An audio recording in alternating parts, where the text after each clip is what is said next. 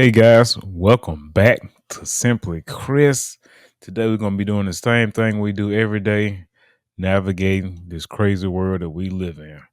All right, I got some videos I want to react to. Let's get started. Life right now. She was shot during a drive-by shooting on Eris Boulevard last night. Escambia County Sheriff Chip Simmons is calling it a retaliation shooting in response to another drive-by attack which left a 21-year-old man dead last week. Now, more than 24 officers were involved in tracking down the shooters yesterday. The chase ended at the Highway 90 bridge at Scenic Highway. 3 suspects jumped from that bridge. One suspect, 22-year-old Trevion Moten, died in that fall. A second suspect was injured and arrested. A third still missing. Jared Willits has the story. Wow. Well, let's see. This is the dramatic ending to a high-speed pursuit which ended at the Highway 90 bridge. Sheriff's deputies using a series of pit maneuvers to stop the people they say were in a stolen car and had fired shots about 6:30 Monday night. Minutes earlier, that shooting was captured on camera. You can see the shooter sticking his arm out of the back rear window of the vehicle. We know we had 40 rounds that were fired. God dog, 40 rounds? Man, whose mans is these? God, Suspects sped off. Hot on their trail, Escambia County deputies, Pensacola police, and troopers from the Highway Patrol. We are chasing killers at this point, and we are not going to stop. It's the first effort at a pit. He survives that one, crosses over. I think he's injured one of his tires at that point. Our deputies do not give up. We try to stop him again. Again, our deputies know that there are 3 would-be killers in this car. Once their car was disabled, the 3 masked suspects jumped out of the car. 2 jumped over the left side. I don't know about y'all, but that bridge look like it's pretty high up. It looked pretty high up. To the bridge. One was injured. The second died from the 30-foot fall. A third. Well, can't say it was a loss. Can't say it was a loss.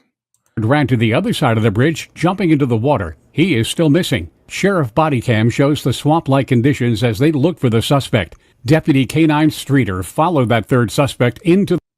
Well, I believe one thing. They got the other guy that's injured. You know, as long as he's not in a coma, he'll eventually roll and they'll eventually catch their guy. Eventually. The water. He was injured, but is expected to be okay. He's a bit of a hero because he did what all the men and women at the sheriff's office do.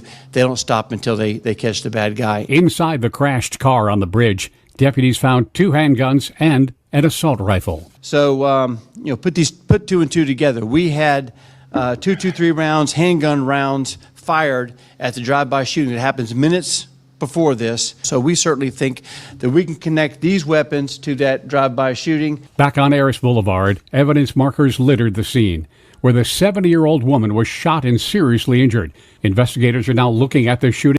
Again, y'all, imagine living, and I say this all the time, imagine living to be that old and you're just sitting in your house, enjoying whatever you're doing, watching TV, dishes, whatever it is old people do. And you just catch a stray.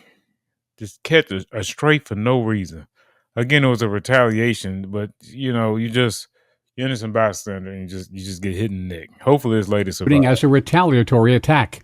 I understand it was the one that happened last week. I haven't talked to the city police, but they had one drive-by, as I understand it. And then this was allegedly a retaliation for that homicide that they had last week. Jared Willits, WEAR News.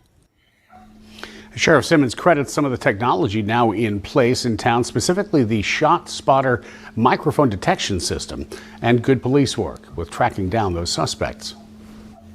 And the search continues for that third suspect in the shooting. Investigators were back at the Highway 90 bridge on Scenic Highway today. WEAR's Sade Ray joins us from that bridge. Sade, the sheriff thanking the boaters at the fish camp in that area for letting deputies use their boats last night in that search. Y'all ever notice there's always like a delay?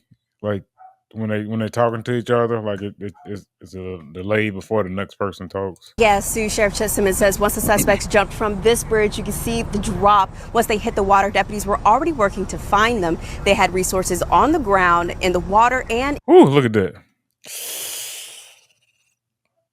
Nah, you can take me to jail. You can take me to jail. I looked over there and be like, nah. Yeah, I got it. That's at least a 40-foot drop. in the air trying to find them. Now, our cameras captured investigators out here this afternoon searching the area.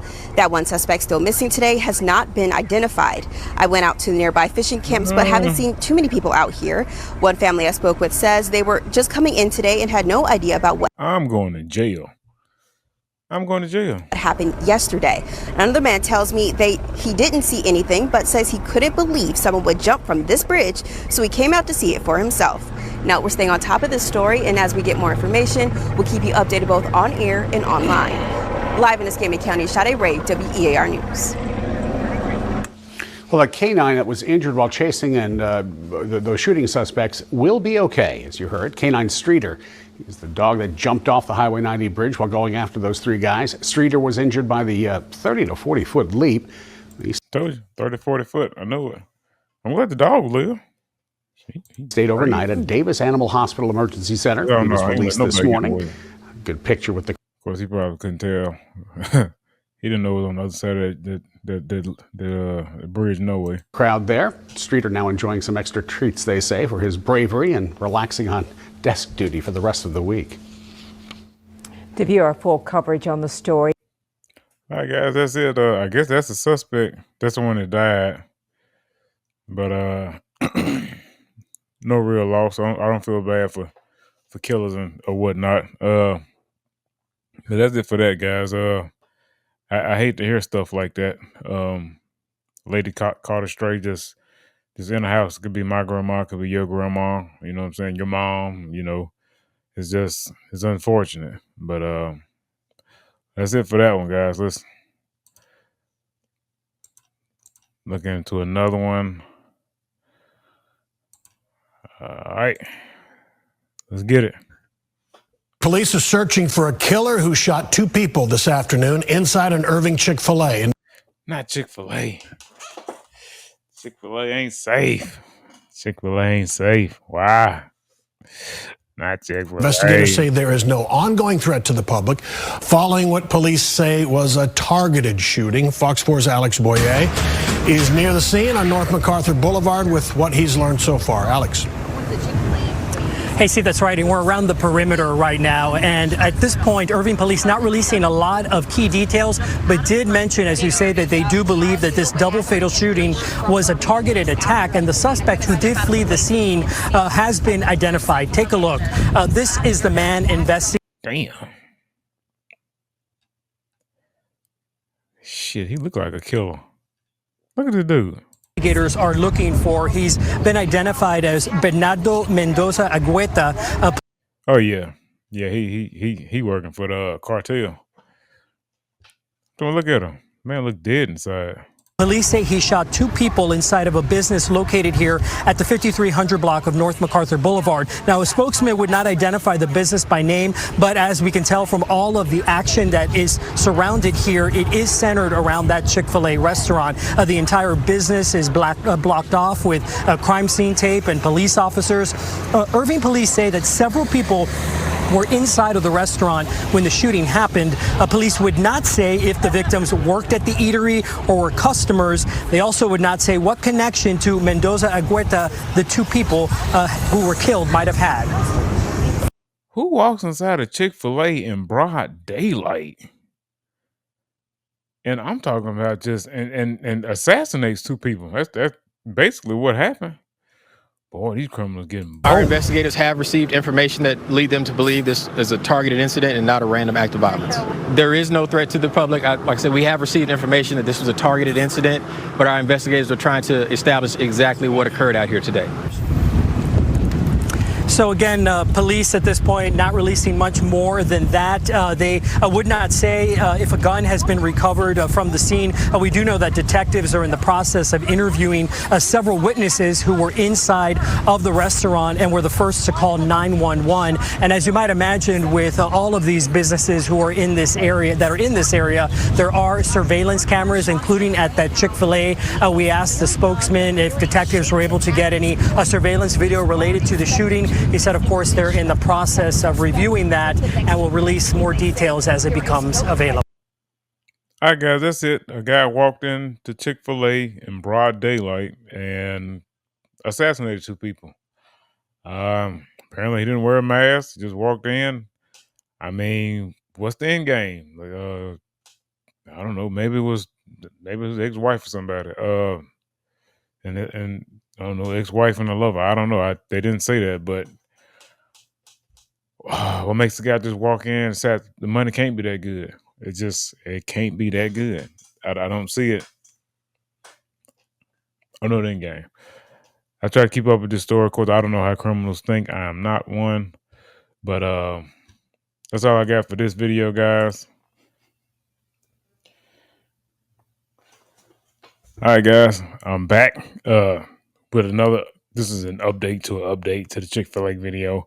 It seems there's so many people that does it, and some people have more information, some other people have less information. Okay, I'm here with this one. This will be my last kind of update for right now on this Chick-fil-A issue.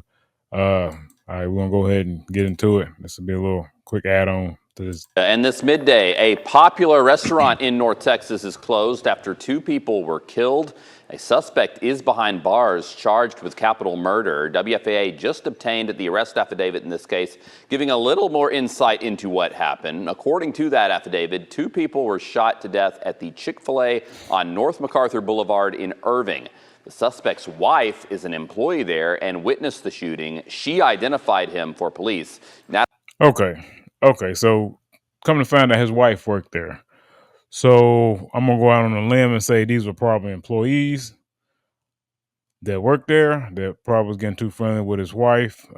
He said there was two people, a little past a love triangle. You know, maybe she liked both of them. I don't know, but it probably had to do something with his wife and other employees. Now, I'm not saying it's the employees. You know what I'm saying? This is just me speculating, but you know, she did work there, so this definitely was a targeted hit. Let's keep going. Natalie Haddad is in the newsroom with the latest after his arrest. Police arrested Argueta at 3:15 this morning, and now he is charged with capital murder. Right now, we are working to learn the circumstances surrounding his arrest. Now, Irving police say they started receiving 911 calls just before 4 p.m. Wednesday.